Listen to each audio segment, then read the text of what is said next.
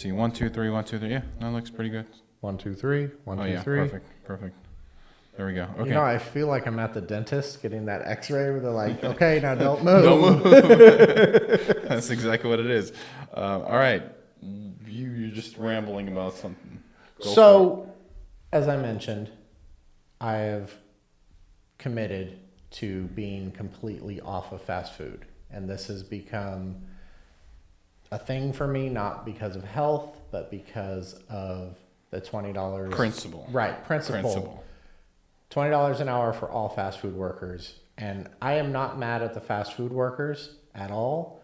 There's some principles behind this. For me, I feel like our farm workers, our teachers, all these other people, I feel who should be earning more, and they just give the bottom of the barrel $20 an hour.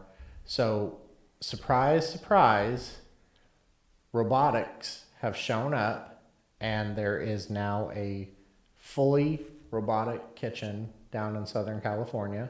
I've seen it. It's powered by... Are you talking about the McDonald's or just like the general burger chain? It's not even a chain, just a burger. It's a standalone restaurant, and it's being sponsored. This is not sponsored in any way, but Flippy is this company that has come out and used an AI-powered robotic system to basically showcase what's possible. And there's it's not AI as well. It's fully AI. They're using a system where you have facial recognition. Like it's going to remember how you paid, what you ordered, how you like things. Oh yes, I've seen that. And so it's not the McDonald's one. It's just like they probably a bunch of investors got together and was like, let's try this. Let's see how far this goes. Right. And Flippy is the first AI system that I ever saw. And the first thing I ever saw it being used for was just flipping the fry basket. That's kind of, I think, how they got the name Flippy. Interesting. Right? It just times everything. But the whole restaurant that they've come up with is just totally AI robotic. There is no human interaction inside the restaurant. Outside, maybe people to stock it, people to make sure the system is running, but there are no actual humans inside. World's first fully automated AI-powered restaurant. Did you find it? Cal Express by Flippy. Thank you. That's the one. That's it. It's crazy. Pasadena, California. Interesting. Road trip? Okay, yeah, right. Road trip. We do a podcast right outside, like, hey, or like we could even just do like a selfie, like going through the whole drive-through system or the automated system. But hold on, let's back up. Okay. So, fast food. For me personally, fast food was something when, let's say, I'm out of town, or I used to, like when I'm younger, I was really hungry. Let's say single, younger. Not worried about anything, healthy as could be, fast food made sense. But in the last, 15 years, it's been less and less, and now it doesn't even make sense to me. So when you're saying like, oh, I'm stopping fast food, to me it's like, how'd you even start? Like, why are you even eating at a fast food joint, just in general? I mean, I'm not including like, let's say, little restaurants like Chili's, right? I'm not talking about that. I'm talking about just like, I guess chili, if you're going chili every night for dinner, then we could talk about that. But just in general, what fast food are you talking about? So first of all, you raised a really good point, how I got there. And that's an interesting story. And if we have time to cover it, I'd actually love to share that, because I feel like that's as important as everything else. And as far as like what fast food was I talking about stopping, anything that I think is going to be making $20 an hour. So this includes Starbucks. This includes Well, I went to Cheesesteak Factory the other day. You're talking about that too? No, because that's not part of it. Those people aren't getting that. That's not a fast food restaurant. Those people are okay. So think about that. Your server hustling all night long. All those bartenders, they're all making what California minimum wage is 16 now. So I don't know. Yeah, but let's see.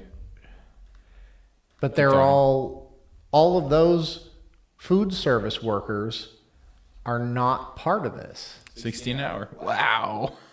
So, yeah, for me, a matter of principle, $16 an hour for your construction guy. Minimum wage, think about this. Minimum wage in other states is a lot lower. So there's a guy harvesting your wheat to go in your McDonald's bun, hypothetically, right? Maybe he's in Kansas or some flyover state, and maybe his minimum wage is somewhere between like $7 and $10 an hour. And somebody right across the street here is getting paid $20 an hour, blanket, like minimum, to hand it out the window to you. Okay. I think it's just, again, I'm not going to change. This isn't like a revolution. My couple of dollars aren't going to sink Taco Bell, which is the chain I frequented the most. Taco Bell. Yeah, I don't blame you. But it's right across the street. Yeah, so. I mean, I like their beef. Well, they're the cheapest that I was able to eat off of, and they're also unbelievably convenient to where I work. Okay. So when would you go eat though? Like at lunch, after work, in the morning? Most of the time, lunch. Lunch. Okay. Yeah. Interesting. Okay, so then now you're switching from going to Taco Bell lunch just to bringing lunch. I'll do anything. Like at this point, yes, I am bringing lunches. Okay, what happens if you don't bring lunch? Do you go to a grocery store? I have gone to Whole Foods a couple of times to get, like, I have a whole bunch of yogurts and berries and stuff like that in my little fridge. So yes, anything, but no, Anything but fast food. right. I won't. But okay, then is this a combination of principle and health? No. I really wish it was. I wish I could sit here and tell you that my health was more important than my values, but I'll tell you why it was so offensive too, because you know where I work, and it took me a long time and a lot of hard work and intelligence, like, to climb over $20 an hour. And you're telling me... Oh, I see. Well, okay. But that's like saying some industry that I disagree with gets some sort of perk, and now I'm going to avoid that industry because of that perk, not because it's killing me. But there are people doing this all the time. You know, my wife is black, and she doesn't go to certain establishments because of their political views. There are tons of people using their dollars to make a statement. And I think that's one of the best things we could do. You talk about peaceful protesting and things that actually cause change. Stop shopping somewhere. Okay, but fast food's like crack. Like it's delicious. But something, like any addiction, there's always something that just, you hit a brick wall of some kind. And again, I wish I could say that my health was so important that it's what got me to stop. Right. Okay. But this goes beyond that, because I'll be honest with you, if it was just health and we were on a road trip, I would be able to say something like, yeah, we can just swing in real quick. Not, maybe call it a cheat day or whatever. This is a hard and fast zero tolerance principle. I will not support this. Okay. Because, okay, for me, like when you say fast food, I stop eating it mainly health. That's it. Like, because, like, again, it's delicious. It's like crack. It's like, no, when I say like crack, it's addictive. Yeah, and we're not even talking about the engineering that goes into their food. That was the next step from this, like the engineering that goes into the food, because these companies are specifically engineering it to be addictive for you to come back. And the health benefits are negative on all these foods. For example, let's talk about bread, just in general. The American bread versus the, let's say, Italian bread. Like, how many stories have we heard about the bread, Italian bread goes like bad in one day? Or hard. or Super hard. hard. Yeah. It just bad in general. You can't eat it after one day. And my sister is a testament. You know, she has a lot of trouble with wheat and dairy products over here. She goes to foreign countries, and for some reason, you know, it's not like she can sit down and guzzle a milkshake and a gallon of milk, but the grain products and the dairy products in European cultures that are, you know, like France and those places, it doesn't bother her the same way it does here. Well, then you got to look at the ingredients. Like, what makes this bread like rubber and last for 30 days or longer? Like, I could put my bread in the freezer, right? It lasts for 6 months. But even if you make bread yourself at home, Yes, exactly. it's there's something about the wheat that we are getting, whether it's at McDonald's or whether it's on your shelf at the grocery store, even if you're going to like Whole Foods and buying like organic whatever, there's something different there. I totally agree because I wanted to like basically I'm like, okay, let me stop buying this grocery bread and just get a bread maker, start making my own bread. And from everything I've researched, it's the same stuff. You're not gonna get away from it because it's the main ingredient, which is the wheat here in the United States, that is corrupt or that has been engineered so many times over that it's not even like real bread wheat. It's just like a rubberized wheat. Oh, I don't know. I don't even know how to say it. And it's not even factoring in pesticides and further conspiracy theories, cloud seeding, all these other potential effects that how would you even know? How are you going to test every grain of wheat for boron? Yeah, the only thing we could do is just avoid it at this point. But okay, that's just wheat. What about everything else that we eat? For example, all the grains that the meat comes from. Have you ever had a Hawaiian piece of beef? Hawaiian beef. Have you ever gone to Hawaii? I've gone to Hawaii. And just ordered beef? No, that's on my to-do list. Anybody who says that the diet or whatever doesn't affect the quality or the taste or any of those things, go to Hawaii, get yourself a piece of any plain beef, whether it's a hamburger, steak, it's totally different. Okay, so we're here in Auburn. There was and it closed down during COVID, so it was really unfortunate. I need to see if it opened back up. They were just doing butcher work, but I don't know if they opened up for the general public to buy meat. So that's the only place I used to buy meat. That beef is basically from local cows here, and it was all like basically just roaming cows. It wasn't like grass-fed. It wasn't marked as grass-fed, but it was all local farmers. So it wasn't the stacked up sardine-like cows. They were just anyway. So it was I bought pork there and beef and chicken. It was completely different. Yeah, so I know exactly where you're coming from. Did you know about me that growing up, I basically from about 12 to 16 and then various points later in my life worked for a farm that raised cattle? Like a commercial hardcore one, or not like commercial, a small? like very small. Interesting. Yeah, Black Angus. Like they were pets to me. They were not. Yeah. So Betty had to go at one point. He So- said goodbye to Betty. So I've seen the effects. Like I've eaten. I guess what I'm trying to say is like I've eaten meat that I've raised. And Okay. Going back to a different topic, my garden analogy, once you raise animals and you eat stuff that you've raised up That's what yourself, my sister's doing right now in Missouri. it's a whole different game. And when you talk about fresh, or like fresh packed, I think it matters what the animals eat. totally. And it also matters their natural environment, stress levels. These cows that I raised, like pets, like they lived a life of Luxury. like leisure.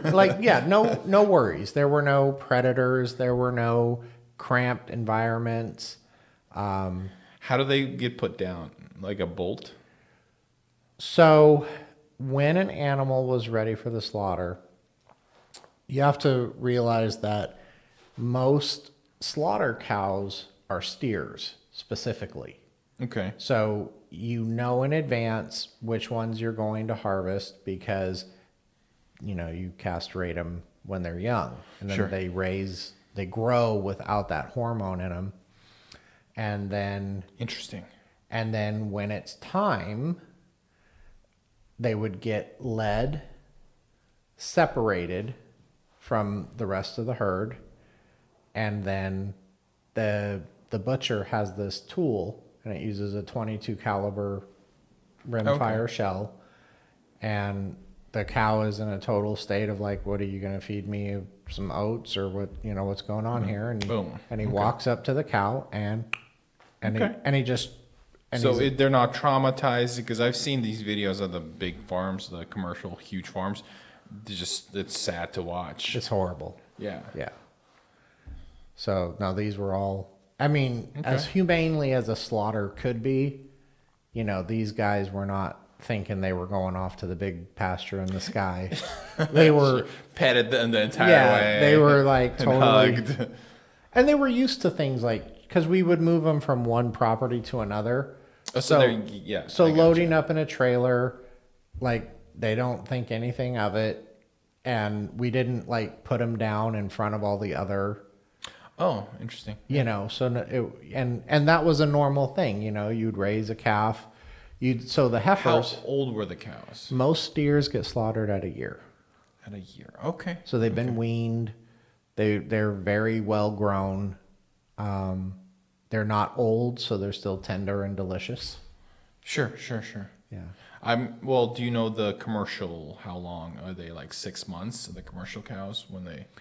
I don't know. I know that the way they've figured it out is the general cow that's raised for slaughter in that respect is just bombarded with hormones to make it grow as fast as it can. And there's like that bell curve, so that the cow is building and producing meat. Mass. Right.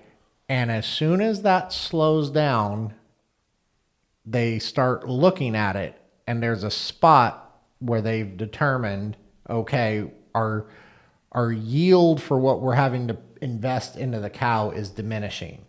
They reach that point of diminishing returns. Oh, so more food's not really going to give us that extra. Right. Gotcha. So it's like, wow, for another 10 pounds of beef, we got to spend, X number of days housing it, feeding it, all these things. So they just get it fattened up as best as they can, and then that's it. And they are just... So do you know, on these commercial farms, since you have a little experience on farms, did they, because I hear this hormones all the time. Oh, they're getting hormones for this and this. I know they get antibiotics, but do they get this stuff through their feed, or they get like separate injections? So I've never been a part of any, my little farming life growing up was very small farm, right? Sure. I didn't go around and see how big pharma was. Big pharma. I didn't see how commercial farms were doing it. All I really know is how we did it. And from what I understand, to answer the question as best as I can, it is injectables. Okay, on the small farm, what did they do on the small farm? On the small farm, our cows did get antibiotics. That was not something precluded for them. So they were not certified organic, but they were basically raised organic.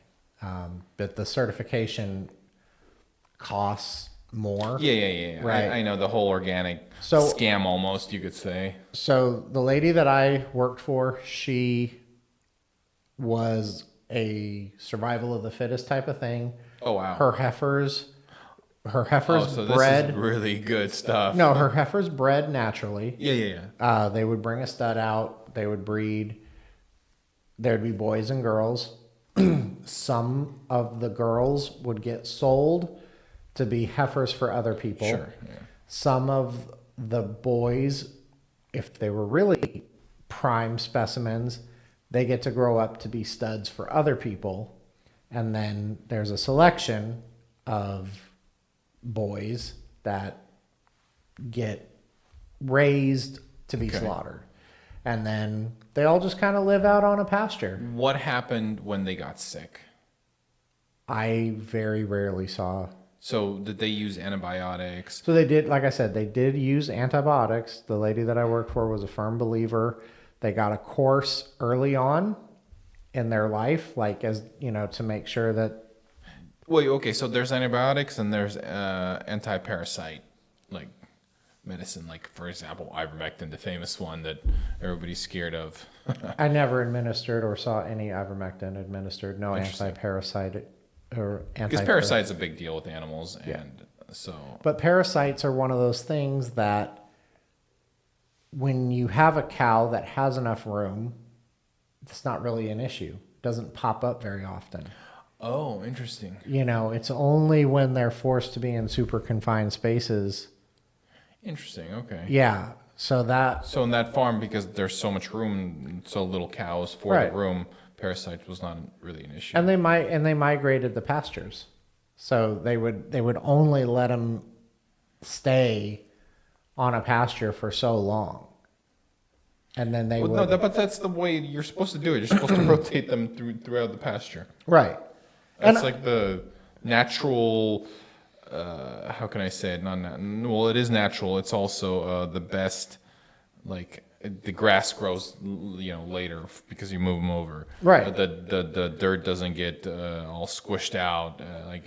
No, it's actually like this perfect thing because the cows fertilize the ground. Their hooves aerate the soil. Yep. And then they move on. You let that area rest. And they go do it over here. I don't see why commercial farms can't do that. Like slowly, like this. Imagine this huge circle and like this little wedge where all the cows are, and then like slowly a timer kind of like moves it. And within like so let's say 3 months, it makes one rotation. I think there has been boardrooms of people that have sat and calculated down to the penny the cost to reward ratio on all this, and when you have huge companies trying to buy They're like, we don't care, we just want the beef. What's the best results? Unfortunate. So okay, then have you recently I had a filet mignon grass fed. It was from one of these famous companies that send you meat to your house. So I had a friend give me a big old box of it. And it wasn't very good.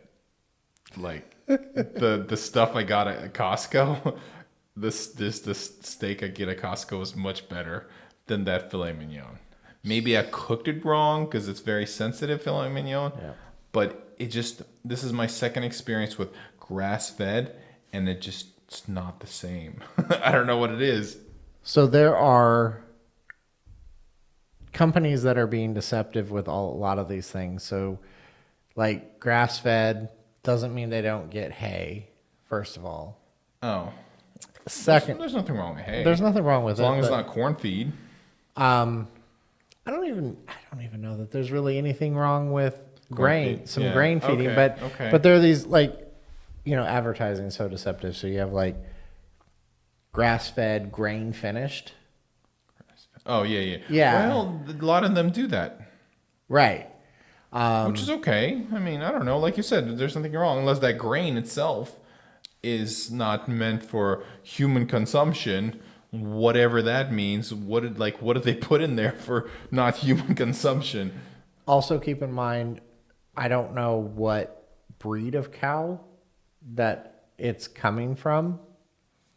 So, like I said, what I raised. Oh, that's right. I have no. So what I raised. There's so many different breeds of cow. You're right. There are. I raised a whole different thing. You don't know the age. You don't know their lifestyle. There's a lot of things that you don't know. Also, have you seen what Costco does to their steaks? Well, I don't know. For all I know, they spray paint them red. The steaks at Costco, you could look this up too. They get this machine with all these like needles. Do they really do that? I know what you're talking about. Yeah. They inject them with fat. No. No. What? No. It just pierces all the meat. It's like pre-chewing. Oh.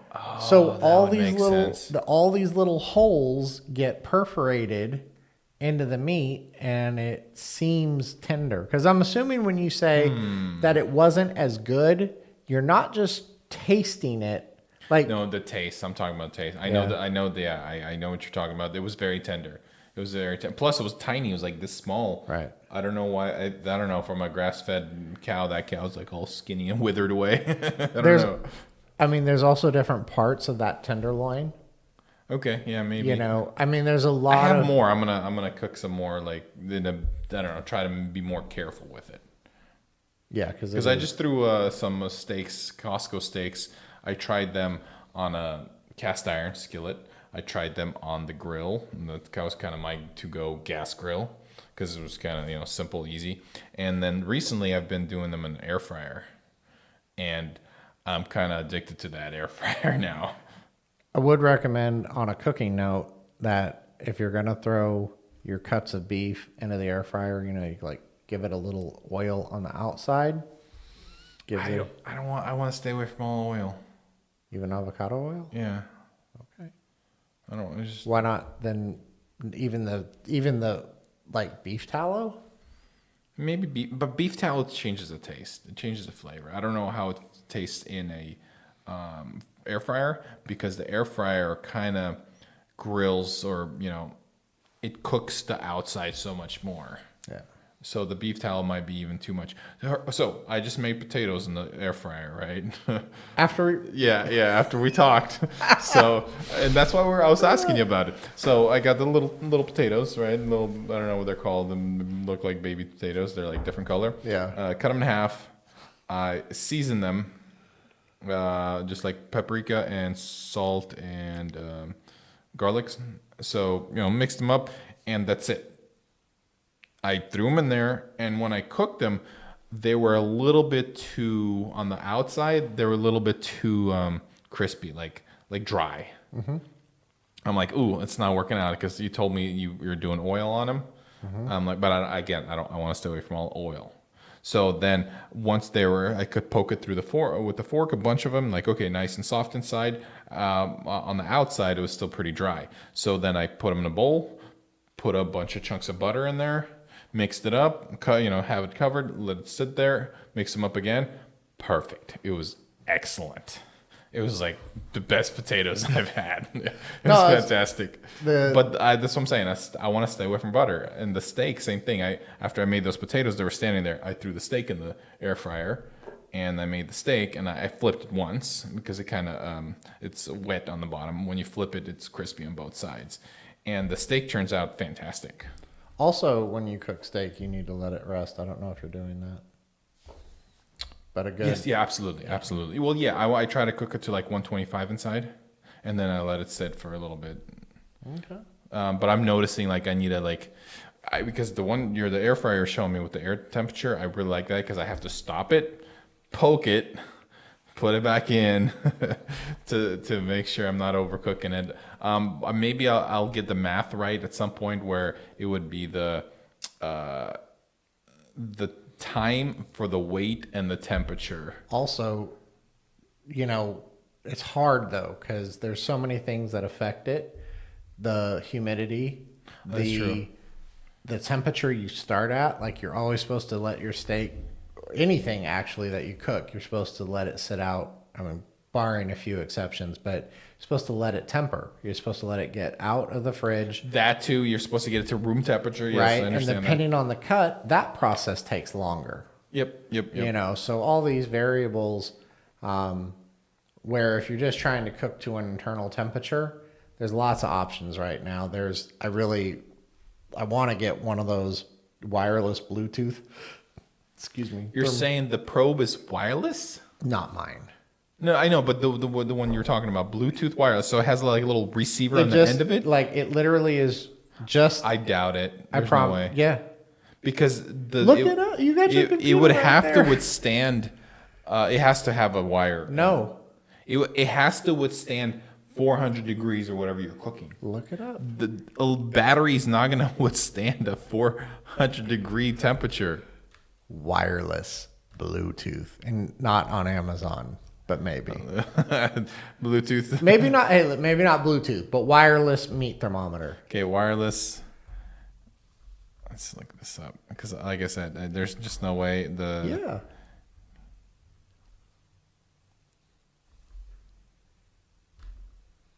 Because it's usually always a. Oh, there it is. Find it. Yeah, but 500 feet. No, that's feet. That is. I would have to. Yeah, I'll do some more research on it. They're all. Let's see. There's one that has 2, and they're $140. Yeah, they're expensive. I'm not. Interesting. That's why. I mean, I got my whole air fryer for like the price of for that. one of these. That is wild. It's awesome. You just see the temp on your phone. Yeah, I'll have to. Does it really just sit there while you're cooking it, Yeah. or do you put it in? Because that's kind of silly. Like, if No. put it in, They're supposed to be able to sit while you cook, so you can. I'll have to. Yeah, I'm gonna do some more research on this. Yeah, that's Like, a topic for another day. Yeah, it is. Like having a battery sitting inside at that temperature. Yeah, I could see them. They're just sitting inside. They're so thick, though. Yeah, I'll do some more research on this later. But yeah, the air fryer is fantastic. Like, Well, like why we had the little toaster oven that air fryer replaced and all that. We decided, my wife and I, when we started living together, that we were going to be a microwave-free home. Okay. So we have no microwaves at our house. Okay, what's wrong with the microwave? Well, depending on who you subscribe to and what conspiracy theory rabbit hole you want to go Let's down. put on our aluminum hats. Okay, the aluminum hat section. Here we go. So once upon a time, I was really into this guy's work, and he would talk about the molecular spin of things Okay. and how certain things would affect it. So we talk about frequencies, we talk about all these things, but basically the effect that it has on the food, not from a macronutrient thing or anything, but it would be, you need like an electron microscope to see if the spin of the molecules are really altered. I don't think anybody's doing any research. So that's part of it. It's like one of those things. So many people say that microwaving is unhealthy. I mean, if you just walk down the street and took a poll, it'd probably be like 50-50. Like Yeah, but I believe it. Yeah, I believe it. the effects that microwaves have on sperm count and Hold on. The food that you eat in the microwave? no, the fact that the microwave's in the home. Just like, Okay, but then that because it's killing organisms. right. They're so small that the waves, Since the very sensitive to outside electromagnets. Yeah. Or whatever, not electromagnets, but we radio know waves. we know these electromagnetic fields that come out of a microwave affect things like pacemakers. Sure. So, there's, I don't know if you've ever paid attention when you go into a restaurant, there's always a sign that says, it might be a little teeny sign in the corner, but they always have to put it, if there's a microwave in use, it has to be posted. You're going to drop dead if you have a pacemaker. It's not that it may not cause you to drop dead, but it affects the... Okay, so also, just so you know, the microwaves are supposed to be shielded inside, Yes. right, to that frequency, but not all microwaves are made equal. Correct. Because I had one with one of the jobs I worked with, and my friend discovered this because he was on his cell phone, microwaves working, and his cell phone would die. like the signal would just disappear. Like, what the heck? And then he walked away. It reappeared. Then he's all, "Hey, come here. Let me show you this." I'm like, "Oh boy." Yeah. They were like walking around with metal. And it's weird because like that little meshy thing is supposed to stop the wave because a microwave's frequency is so big. That's why you can have the like little mesh screen. Well, okay, microwave works around 2.4. So 2.4 is a very popular frequency. It's used in Wi-Fi. It's used in Bluetooth. Let me kind of give you a history background of 2.4. 2.4 is where water resonates. Okay, and it was decided as a junk frequency, and it was open to the public for free use. Versus other frequencies that are very useful, for military, for cell phone, all that. All those other frequencies are all licensed frequencies. 2.4 and 5 gigahertz, they're all junk frequencies. Because they were junk frequencies, people started developing different technologies. It's how Wi-Fi came along, because it was a junk frequency and it was free to use. So there was innovation, right? Government, aka, kills innovation in a way. But since it was free, it was innovation was there, and microwaves work at 2.4. Why? Because that's when it vibrates the water molecules. Interesting. And that's why you get the heat. So back into our tinfoil hats. Yes.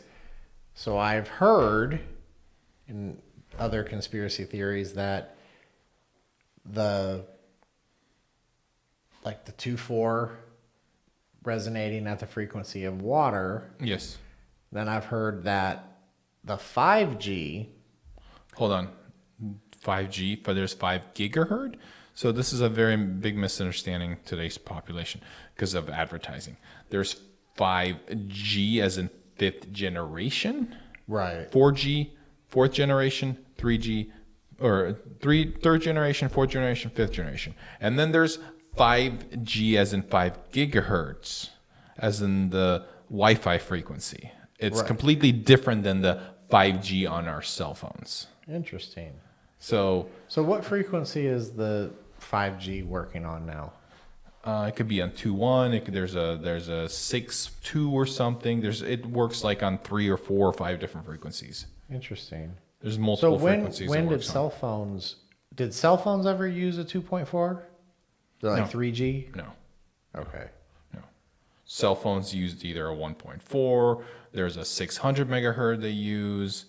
Again, 900 is also free to use. 900, 2.4, and 5, and then I think 24 gigahertz also. All the old cordless phone frequencies. I remember That's 900 megahertz. Yeah, and then remember the 2.4 came around. I do. Yeah, so longer range. Actually, 900 megahertz longer range. It depends on how you look at it. It's like 2.4 is about like 1.5 inches or something, and the 900 is like this big, so it goes through walls and everything much easier. It goes through walls, but not clear space. That was always what I was taught. Was no. They were. It's still like, because I worked in WISP. It's called WISP, is like wireless internet service provider. Okay. And I installed I maintained towers and it was all 2.4, 5, 900 and then we would set up we would have the tower with all the little angled panels, and then we would have all the houses talking to it. And we would use all these open frequencies. So 900 always hey, if there's a lot of trees, we can't see the tower, there's no line of sight, we're using 900, and they're always much bigger because the frequency itself is much bigger. Anyways, all the smart meters, they're all 900. Okay. So, but they're also, it's a open frequency. There's no, you could pick up a smart meter if you have the right equipment. Okay. And start hacking them. Well, the conspiracy theory I heard was they were using a frequency that resonated with water. 2.4. Perfect. And then they went on and used a frequency that resonated with blood. And this was in an attempt. Remember, you got to keep your tinfoil hat on for this. Yeah.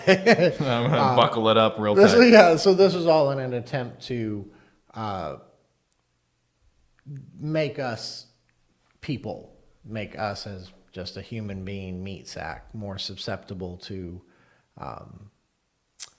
Subliminal influences. Sure, but that's like you have to dumb down a person to, or have a person not ask questions.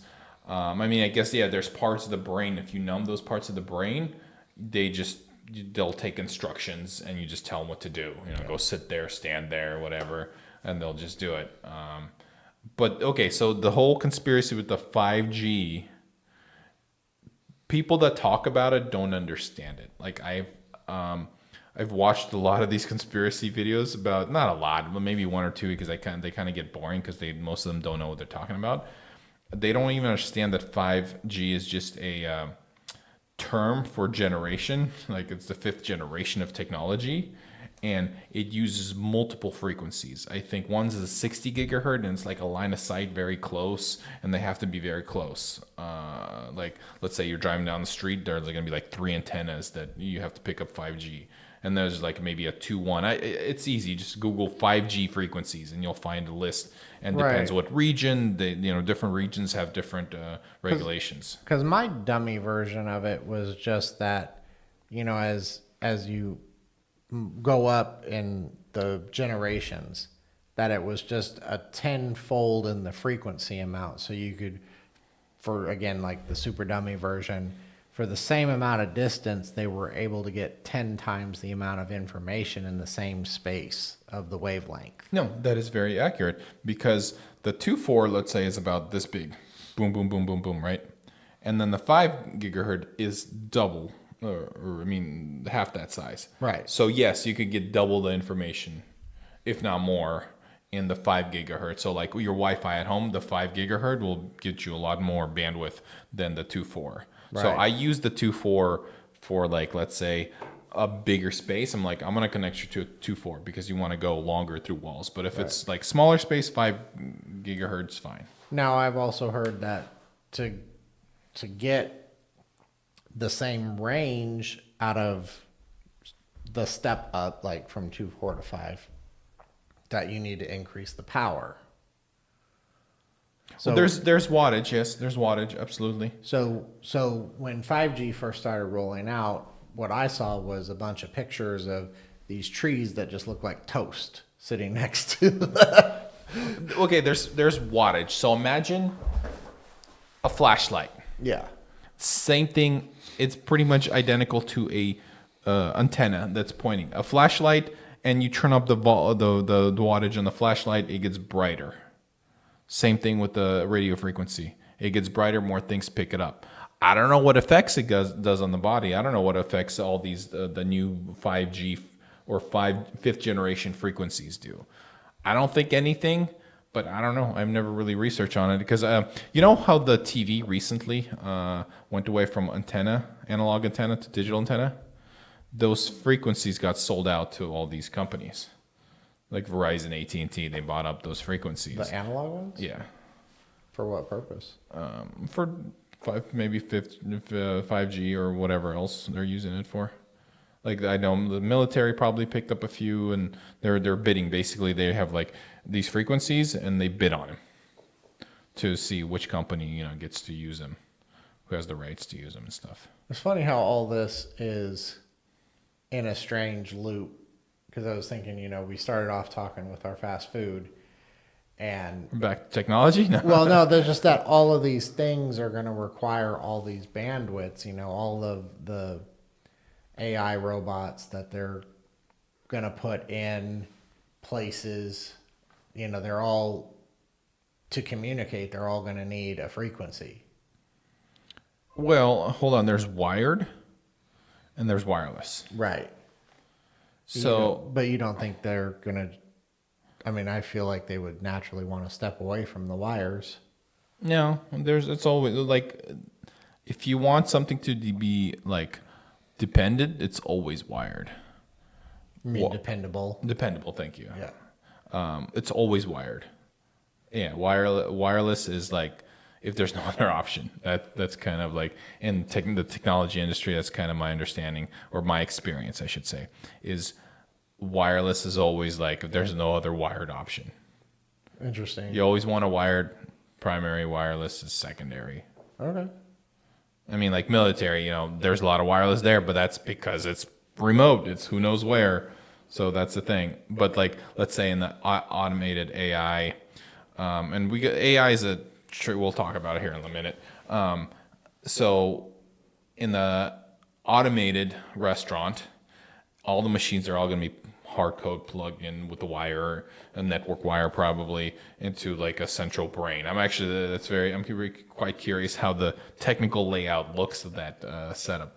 And then when you talk about AI is kind of thrown around because AI is supposed to be like intelligence, artificial, like computer intelligence, I guess, man-made intelligence or something.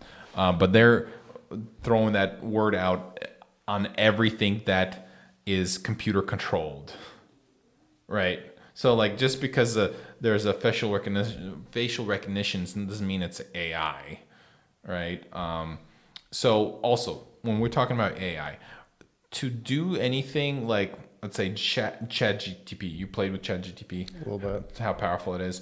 You need massive computer server farms for to do this, and you can't get that processing power in local places. So it has to either connect through the internet to use the server farms, or it's very minimal what it could do.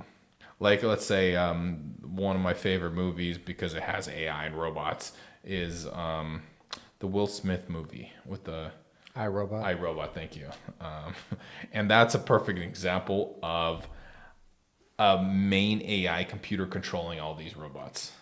Because once they got disconnected from the network, they couldn't do anything. So that is like, if it happens, that's how it's going to happen. There's going to be an AI. But then again, we just talked about frequencies. They're going to be using one of these frequencies. Jammers are a thing. You could pretty much jam any of these frequencies with the proper jammer. And just shut a robot down that was Yeah, attacking you. yeah. Oh, you can't see your robot Exactly. overlord anymore. Like this, yeah, exactly. The robot's gonna show your papers, right? And he's like, "Give me your papers," and then you just like turn on the robot just stands there, and you walk away. What happened? These are not the droids you're looking for. Yeah, exactly. You're not the droids. Exactly. So if it happens, it's gonna happen like that. Okay. So for example, there's a guy that got arrested for jamming cell phone frequencies because he got tired of people, I guess, driving and talking on their cell phone. So he started driving around with the cell phone jammer. I don't know. It took him as far as I know, it took him like 6 or I don't know how many months, but it took him a long time to catch this guy driving with his cell phone jammer because like same time, like people would lose their cell phone's reception, like exactly the same time because that's the time the guy would drive through that area going to work and back. So yeah, when it comes to frequencies, there's jammers. Interesting. And effective ones. Yeah. No, absolutely, they work. Like in the current warfare, their jamming is huge. Because as long as there's frequencies that are going out there, there's also jammers going out there. Okay.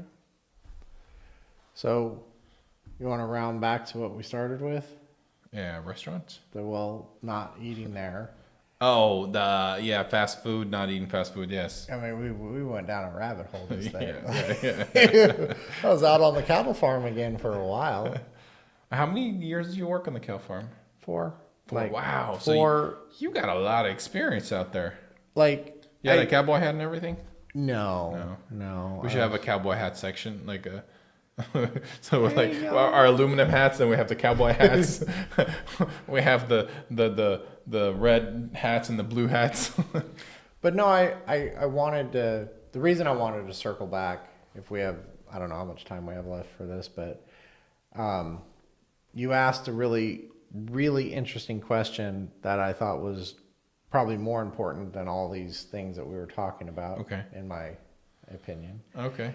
How I got to eating out so much in the first place. Oh yeah, that's an excellent question. Yes. And it was a very strange thing that happened, and I'll try to tie this together quickly because I don't want to bore everybody with it all. But there was a period in time between about 2013 to 15 where I was doing really good. I didn't even have very much money to go eat out. I was shopping at all the like grocery outlets, but I would buy just really good stuff. And a lot of my work at that time was outside and highly active, not like what I do now. And I started going to the gym a lot. And then I encouraged my mom to go to the gym with me. And we would start going to the gym together on certain days. And then I took a job where I was still very active, but I was brought inside and I was working at the cabinet shop. Okay. And it was very strange because it seemed like it started happening all at once to everybody. My sister, the guy that I worked for, my mom, we all started going out to eat. It was like gradual at first. So it was not like you grew up doing that. So Not at all. Interesting. No, but I watched this weird, like I literally watched it in real time, and I was making comments about it as it was happening.